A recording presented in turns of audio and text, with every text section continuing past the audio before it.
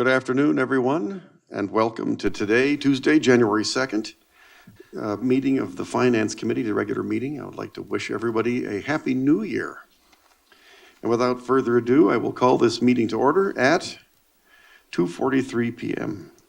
Are there any committee or public comments? I don't see anybody online. There's nobody from the public present, and I'm seeing all sorts of head shaking for comments, so let's move on to fraud risk discussion. Ty? Nothing to report. That is good news. All right, item number 4, Inyakern Road transmission line funding. So this last week, we have received drafts of both the rating agency presentation as well as a preliminary official statement for the bonding. So we are going through those. I anticipate a meeting with Cal Muni this week to discuss any edits or changes we have for that. Once that process is done, we'll be bringing the bond issuance to the board for approval. I do not believe it'll make Monday's meeting, so we'll shoot for the board workshop possibly, or we may have to have a special meeting when we're done and Okay. just for that. Once that's complete, the board is given its approval. We'll meet with the rating agencies, and then it'll go out for offering and pricing and anticipation of receiving the money the first part of February. Okay, are there any questions for Ty? The only question I have is, this will be, we presently have one bond, correct? Yes. This will be the second one. And I'm looking in the future, and we'll be talking about this more at the workshop. And I'm hoping the board will prioritize potential projects that are coming up. And between George and engineering and Krieger and Stewart and such, that we come up with some costs for those, so you can start looking at them in future budgets. Because, and a good example would be where Chuck Griffin was talking about drilling some wells that capture that water that comes off the aqueduct. Well, whether we do that or LADWP puts banking in, I don't know. But we need to be prepared. And that's why I asked you that if we go out for this bond and if all of a sudden we say, hey, we can move ahead with the wastewater treatment. We have, we got good numbers, we're ready to go. And now we're looking for another bond for $30 million. And where do we stand? Is just keep that in the back of your mind. You need to start thinking that, because I think in the next few years that we're going to see things start popping up that everything from maybe, I won't say exploratory wells, but monitoring wells and such that may be coming up.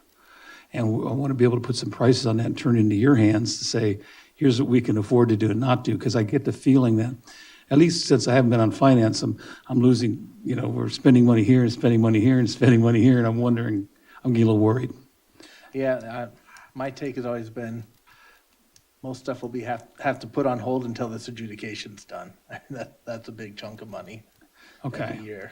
Yeah. And that potentially, when that process is at an end, that frees up that money for other activities or projects. Okay. So you're thinking something through I'm always there. thinking about But it, but you'd certainly like to have in your hand that here, now we don't know when we're doing it, but here's 5 or 6 different things we're looking at, and that we can put a price tag on that you can now start putting into that thought process. Right, and we have the 10-year CIP, but of course, any additional projects that the board wants to look at, which may be those wells, monitoring wells or whatnot, Right. we need to incorporate that into that. Okay. 10-year Well, we're going to CIP. try and work something through for you at the workshop that we can get on that track. Okay. Thank you. Very good, so we have to consider the full financial picture. I think we've done a pretty good job about that in the past. But absolutely need to understand what is the total debt limit the organization can carry and still get done those things which have to get done. For example, the Inyakern transmission line, everybody understands that That's that's gotta be- absolutely have to be done. Yeah. And God willing, before next summer, so that we don't find ourselves, in an emergency situation. Right. And the other issue is that I think that this emphasizes that we made the correct decision when we declined the GA's request to take out a loan for $30 million to fund their operations. Yeah. Because there's only so much money, as we said then, that we can actually borrow, and we need our credit for the future. So I second Yeah. President Kaczynski's comment, and I know you are keeping an eye on it. I appreciate it. Are there any more questions or comments? None. Okay, then let's move to 5, GA imported water costs. Who wants to tackle this rascal? We had a fairly lengthy discussion. I think we can summarize the discussion from the last meeting by saying that we don't have a firm number about what that'll ultimately cost our customers. However, we're concerned that this letter from the State Water Control Board that kind of outlines a bunch of extra stuff that we would have to do as far as treatment and facilities and stuff would be another additional cost that I don't think we had quite fully anticipated yet. So that would add something more. The floor is still fairly high, and we're not sure what the ceiling is because it's unclear. The GA is working hard to get 100% financing for the capital cost, but that's not even guaranteed. And so until all these things get settled out, how much water would cost, how much they're going to have to borrow to fund the capital cost of the pipeline, what happens if there are cost overruns? There's so many unknowns out there that it's difficult to pin things down other than to say it's going to cost a lot. And it is going to cost our customers significantly. Absolutely. Quick question, you say 100% financing of the cost. Now that is to say that they're looking at a grant for 80% and then they want to finance the rest. Is that right? The current plan, as I understand it, and I'm sure they'll correct me if I'm wrong, is they have asked the federal government for 75%. 75. They've asked the state government for another 25%, and then they went to another government program under the Inflation Reduction Act and asked for a further 25%. If they were to be successful in getting all three of those grants, I believe that would give them at least what they believe to be enough to fund the entire project. Now, that comes with some caveats. I don't think the project design includes the things that were mentioned that would impact our infrastructure, so we don't know how that would get funded. So those are questions for the future, and we don't really understand what would happen if there were cost overruns. So Okay. that's at least their view of the world, I believe, and what they're give them credit for trying hard to secure 100% funding. It's going to be a tough road to, hit all those out of the park. I'd like to ask, 75% of what? 25% of what? Are they still stuck on the 200 million for those numbers when they're out asking for money now based on something? And as I understood it from the last meeting, they're looking at 175 million. So they're looking at a total project cost, capital cost of 200 million. I think they're given the fact that they don't ever seem to be able to give us any detailed numbers. Yeah. I think they're asking for money based on a rough order of magnitude. That's what worries me. So let's say it comes true. They get their 25 and their 75, and they get their 200 million. But in actuality, the project is 275 million, especially when you add all this in. Yep. And plus some of the things that George has noted on the other end that weren't figured into the cost, that you're looking at still having to come up with the other, 25, 35, 40, 50 million dollars. That's why and we talked about this earlier, George is still going to work with them and Krieger and Stewart, wherever we can to get these numbers together. What is the capital cost? What do they think they're going to get financed or paid for? How much is going to be financed by bonds and taxes? And then what's the operating cost? Because that's the numbers that we need to get into the hands of your subcommittee, and that we can come up with something that, hey, we need to expect this kind of rate increase if this goes in. Mm-hmm. Remember, that's where you're headed with this. And we can also publish something for our ratepayers on what we're looking at. And also gives Ty some information, because David, you saw this State Water Resource Control Board letter? I have not seen that Okay, yet. basically, it's not just added equipment, which in my opinion, any added equipment should be paid for by the GA, not by us. But if you remember correctly, that even if they were to put this equipment in, that there's a good amount of money required to spend on our end just to make our system compatible, reachable with this water going into our system.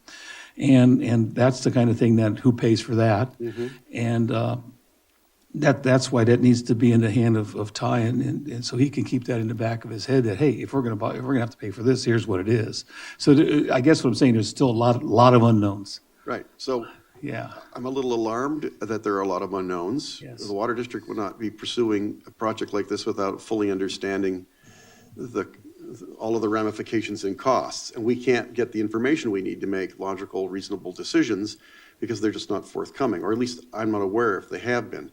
Now, I know our engineering team is working with their engineering Right. team, and that makes me. We're inching closer, but it's inch. It's inch pebbling. It's inch pebbling along But the I way. wouldn't be asking for money, I wouldn't have my tin cup out until I had a good solid estimate and it factored in things like what the expected cost is going to be 5 years from now when they have to, if and when they execute the project, is there going to be inflation between now and then? And you haven't read this, I'll summate that if this was to take place just like they want, there wouldn't be only the added equipment costs, and of course, then whoever's handling the pipeline costs, maintenance and all, but the cost of the district in terms of implementing this, we would have to change the whole way we operate.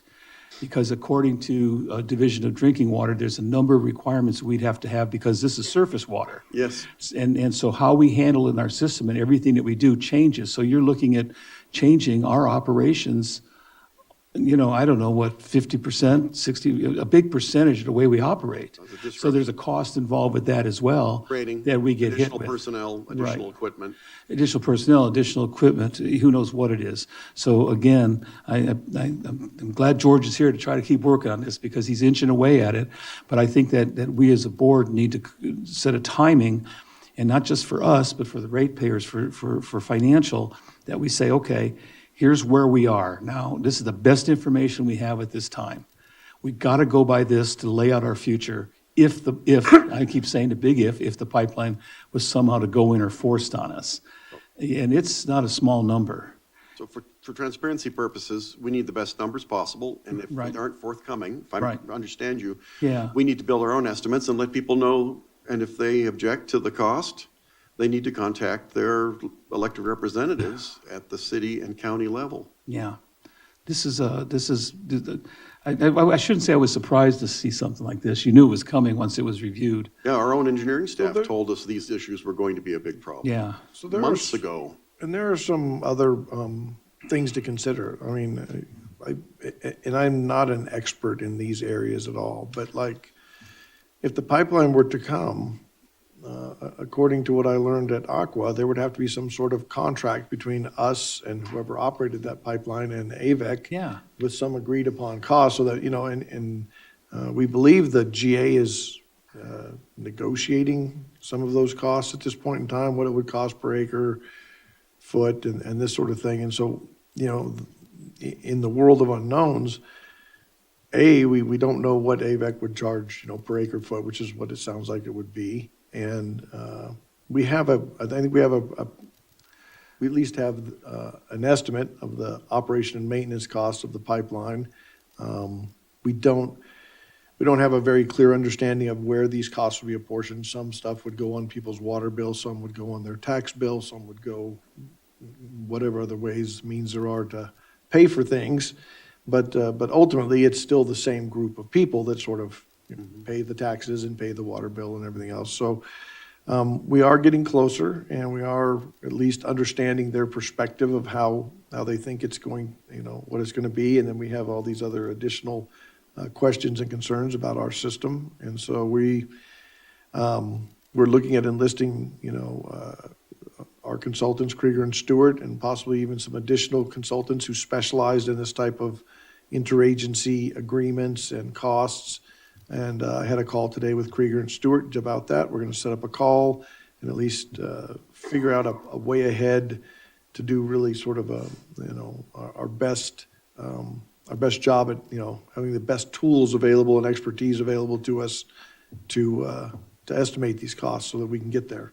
And that's not going to happen overnight. I'm looking at probably a 5 or 6 month process, but we'll get there. One thing we said about this requirements here, and we mentioned the other meeting, that if we as a district are going to say, you are not going to tie this into our system, Yep. you have to look for another alternative, which is injection. Because if you look at this list of what's required, this could easily be, I'm just guessing around $15 million.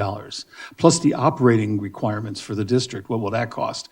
If you roll all that up, you're going to say, whoa, wait a minute, why would we want to put, this X millions of dollars and change the way we operate?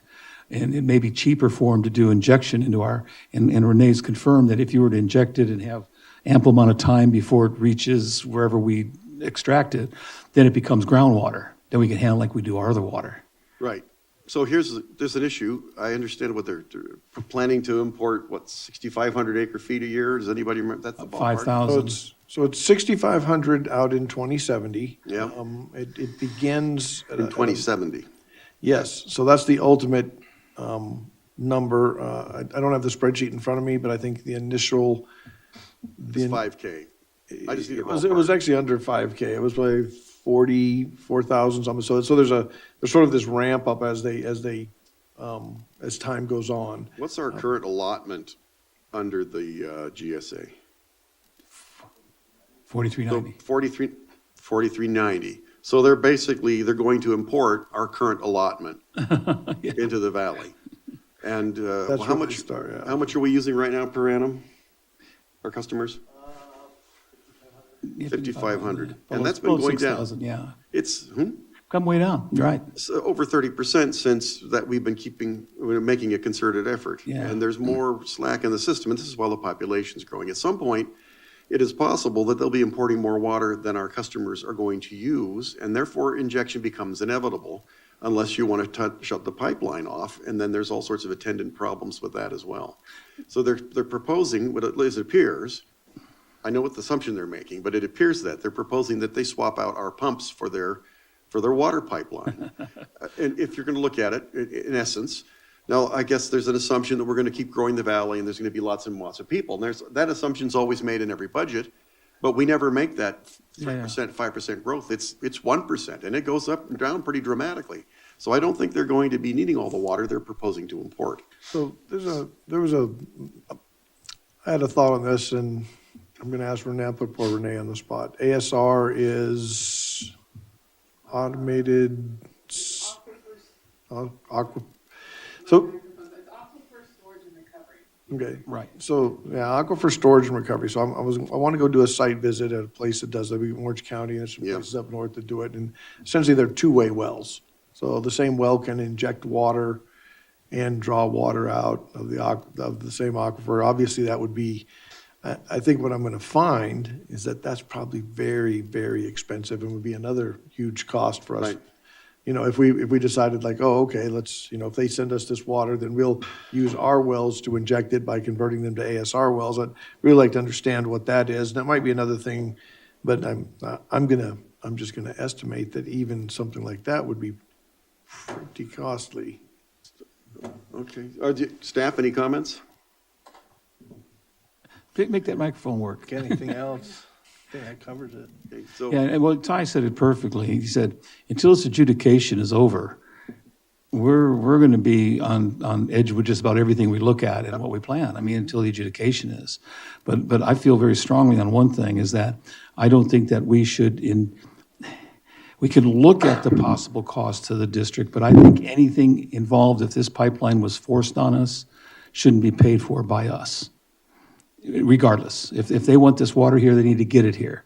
And based on, all we can do is feed them information that if you bring it to us, it's going to cost X millions of dollars to put all this equipment in monitor, and you guys are going to have to pay that. Or do you think you want to do an injection well, which would be much better to do? So Yeah. we need the data. We need to have some transparency for the public so they can contact their elected officials if they don't like the solution that's being offered. This is a big year for this. This is going to, a lot of this have to be resolved Yep. as the year goes on. And the ultimate cost may be so high that while they think they're going to be expanding the population of the valley dramatically, that they're actually going to have the opposite effect because the cost of water will be so expensive, it'll turn people off. We have already got a potential problem with the loss of certain hospital services. Right. We're a small community out in the middle of anywhere.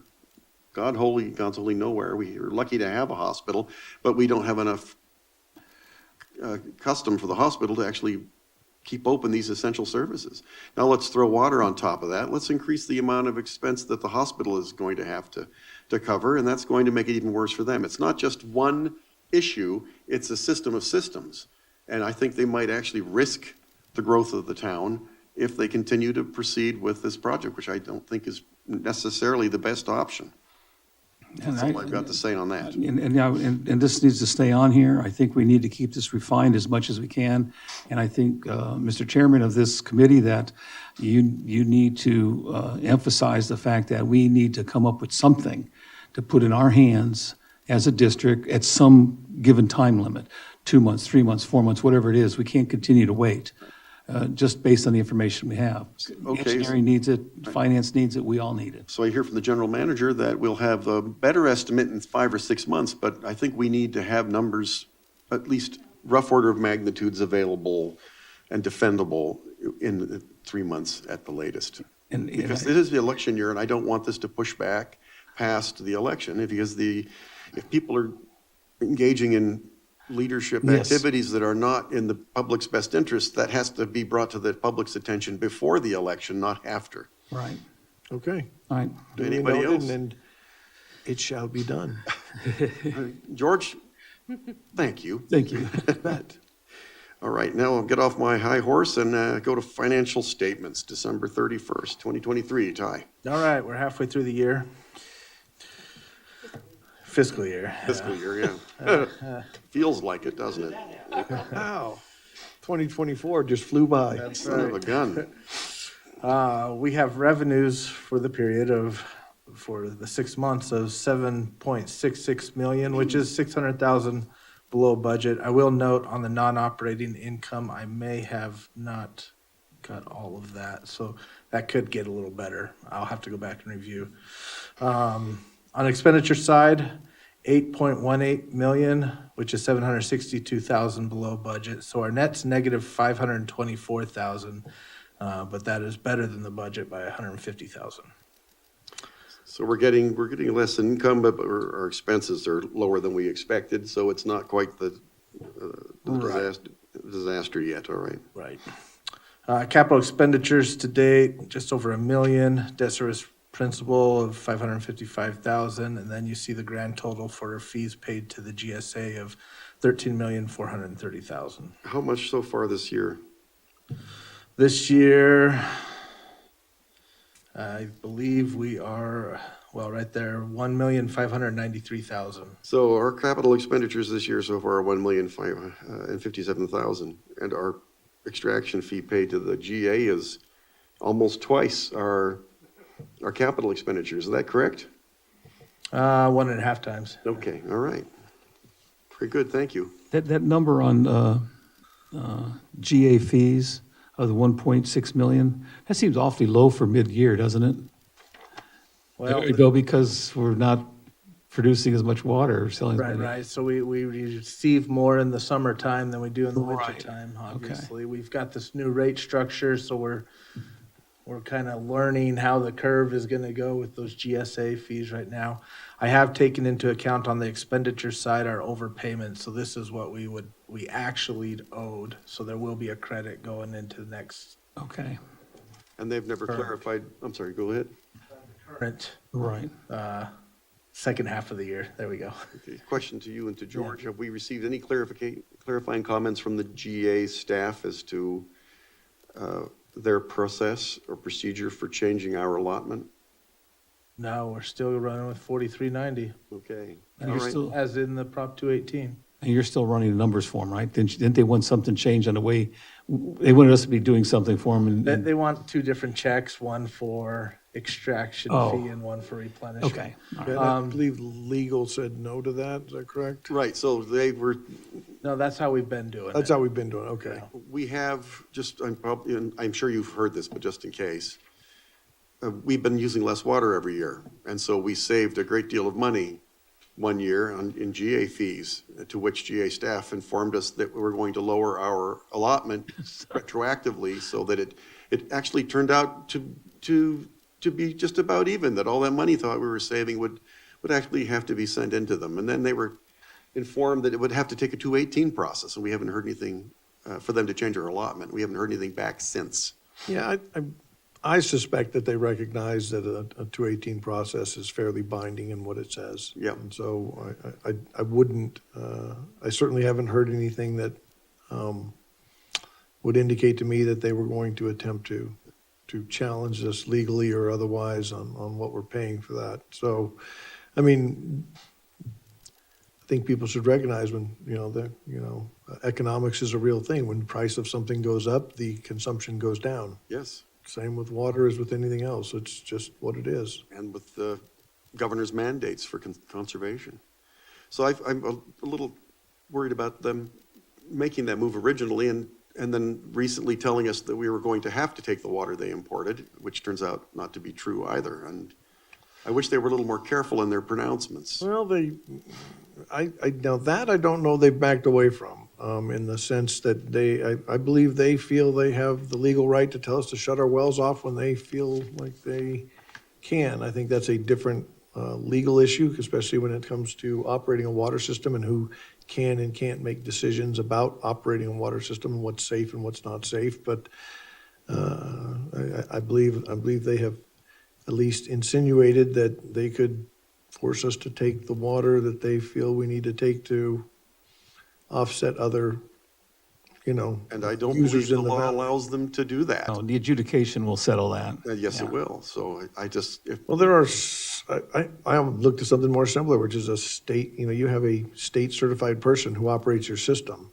I can't tell that state certified person, turn that well on, turn that well off, do this or that, No. because that is their legal obligation under the California system. So you would literally be challenging the entire system-wide, structure of who operates water systems safely if you decided you had the authority to tell people when they could and couldn't use certain sources of water. That's a Well, if- different legal question. and I believe if the legal staff for the groundwater authority were for some reason able to argue in court successfully that they should be able to do that, then basically every GA in the state would become the de facto water companies Yeah. for every city, town, and county in the state. And I don't think that's what the legislature had in mind. Probably not. I mean, that's why they're not a special district. Right? Okay, sorry. Ty, yeah, thank you for your hey, patience. I appreciate it. He's almost getting like, no, never mind. Go ahead, Ty. Wait, look, he does it. I promised I'd Are you settle okay, down. basically where we are, but finance and budget wise? Yeah, right now. No Yeah. worries, okay, Yeah. all right. Carry on, sir. That's all I have for financial statements. Okay.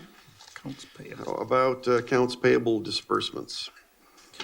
Okay, on the first page, nothing out of the ordinary. Go to the second page, we've got a payment of 20,000 to Kern County Auditor Controller. We missed 1 month of our own, moving 10,000 into the alternate water supply fund, so we made up for it. That's 2 months worth. Okay, 36,000 to Krager and Stewart. Almost 57,000 to McMurtry, Hartsockworth, and St. Lawrence. Parker Groundwater for 10, and Southern California Edison for 37,795. Okay. Questions? Nope. I'm looking for the other lawyer on here, is he not, Krieger and, oh, no, not, where is he? I was gonna say Remember, we that pay I, every 2 weeks, so that, then we don't pay okay, them okay, every 2 all weeks. right. Probably in the next one. Yeah. I can't remember his name, I could see him on the screen talking. to me. Everett, Murphy and Everett. Yeah, Everett, yeah. so one of the things I've asked Ty to do is to sort of put together a historical chart of sort of various costs. What have our legal fees been over the past, I think we 5 or 7 years, sort of pre-adjudication, post-adjudication, so that we can sort of see some of the changes. And I assume that's going to take him a little bit of time, and that he's slowly working on it. But at some point, we want to present some graphs that sort of show the changes in the cost of our legal bills versus the change in costs of, I think we'd want to include things like, how's it changed, how's our costs changed, with the implementation of the various GA fees as well, and see how the distribution of costs has changed over time for us, and where, what were we paying for maintenance before, and are we still keeping up with that level of maintenance in terms of dollars and cents? Because that might be an indication of places where we're falling short because of other things. You're looking at a chart where you could have predictive conclusions about whether we have allowed maintenance to fall by the wayside. Okay, in a sense, yeah. Just sort of like, the typical pie chart that says, okay, in 2015, here's what we were spending, and this is how much we were, this is the percentage and the total dollar, and then here's where we're at today, and just kind of look at those charts. I think we can all be able to figure out the right messages from those charts. Your line graphs for a particular subject would be helpful as well. Okay. All right. Thank you. Let's see, third page, there's nothing really. Fourth page, we got a payment to Ramble for 29,000.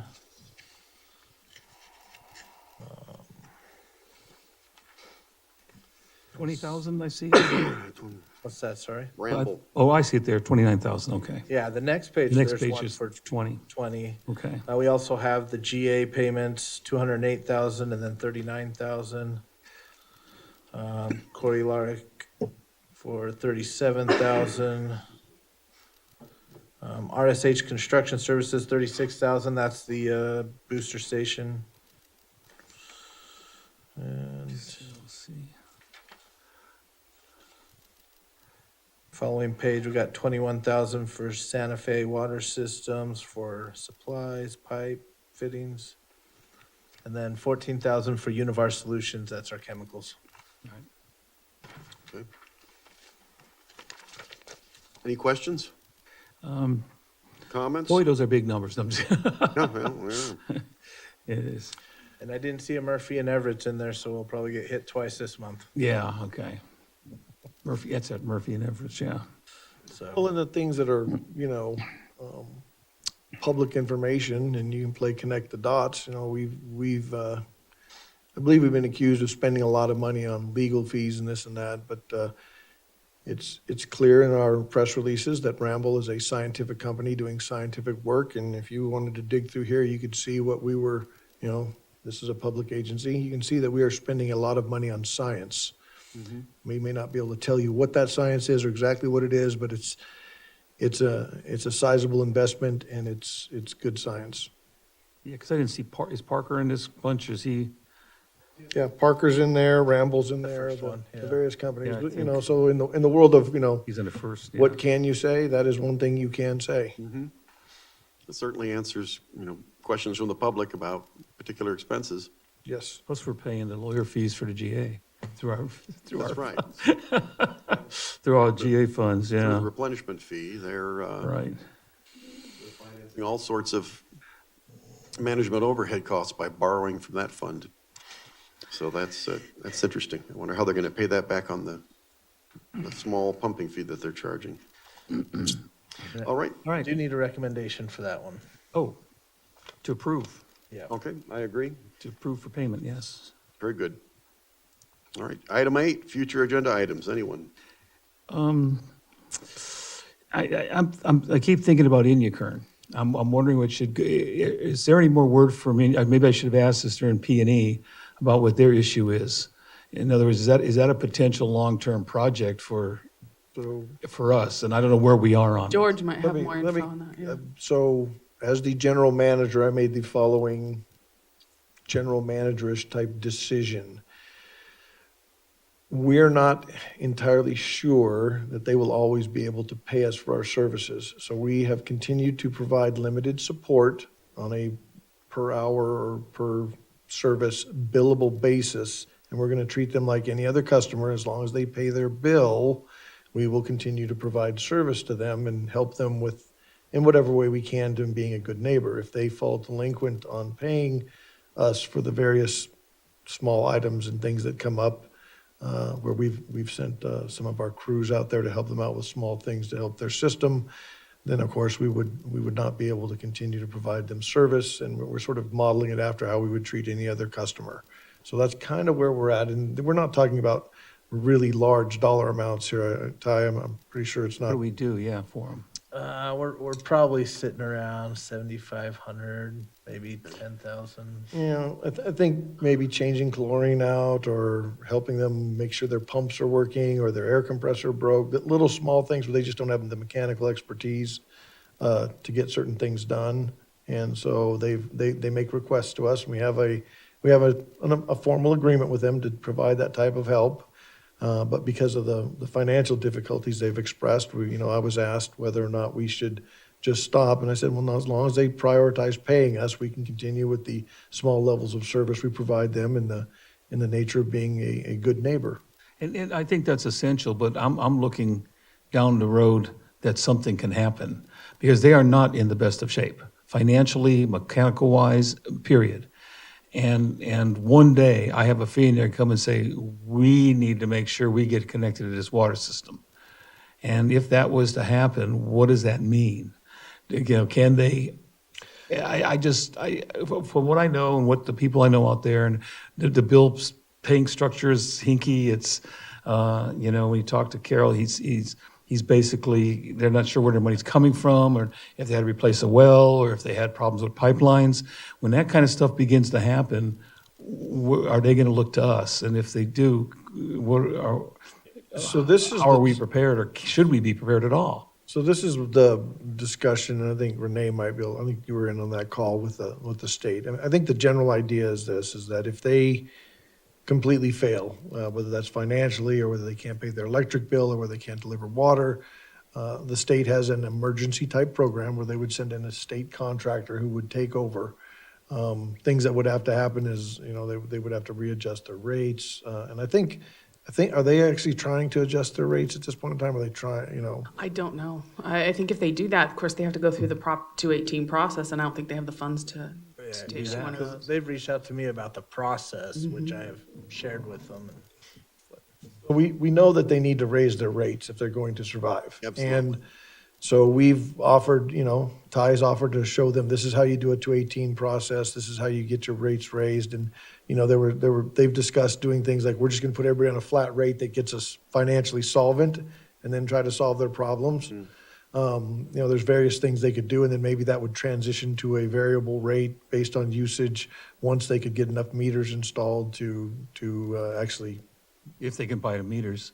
Yeah, well, that was so they understand they have a process and a way ahead, and it's, you know, we sit back and we will assist them as we can. We certainly have participated in conversations with state regulatory agencies, but really it's their call at the end of the day about what's going to happen out there. And, you know, if the worst should happen, I think the state would step in. Now I think the state would really be excited if we decided to go take them over for some reason, but I just don't Let think the we state have pay the for it. financial, I don't know how we would ever get around the legal hurdles to even finance something like that. Do we have an intertie with them, an emergency intertie?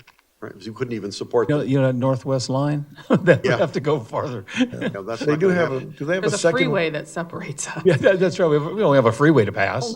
That's no Yeah. big deal. No, I don't think I don't envision that it would ever be one giant system, because they have their own wells out there. They have at least one that works. And I think they have another one that they never got fully developed or didn't. Well, it sounds like they're not yet ready for collapse, but they're in extreme, so They're- that if there's yeah. one major issue, they're not going to be able to recover without state assistance.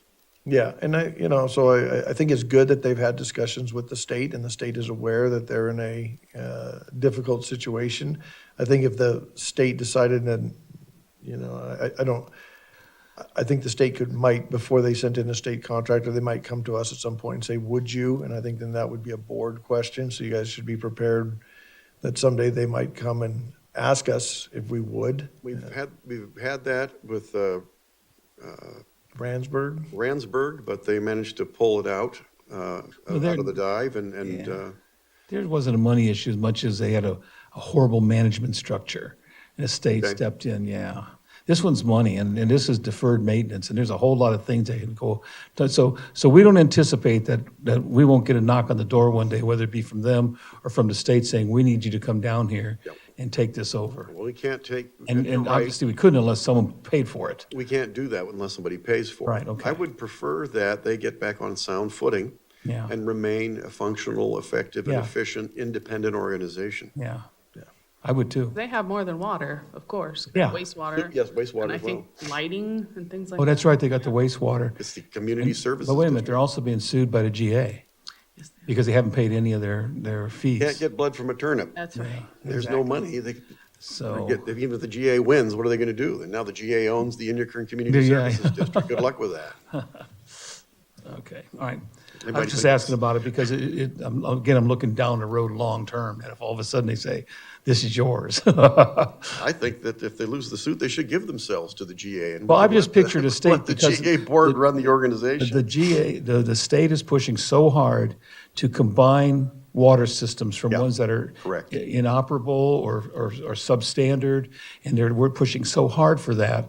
So I just picture that if they do hit that point where the state walks in, then that's when they're going to say, we would like to become part of the system, and then we'd go to state, I assume, and say, pony up. Right. Yeah, okay. Couldn't afford it otherwise. So we don't expect it'll hit us financially except for this 10, we're at 10,000, not 10, 20 somewhere. Total. It's less than 10,000, and they have made a payment on 2 of the invoices, so. Okay. Do you want the ICSD on this agenda on a permanent basis? No, I think it's something that we just need to, if something rears its ugly head, that is, then we can get it on here, start talking about it. Okay. Yeah. So that's it. Anyone else? George?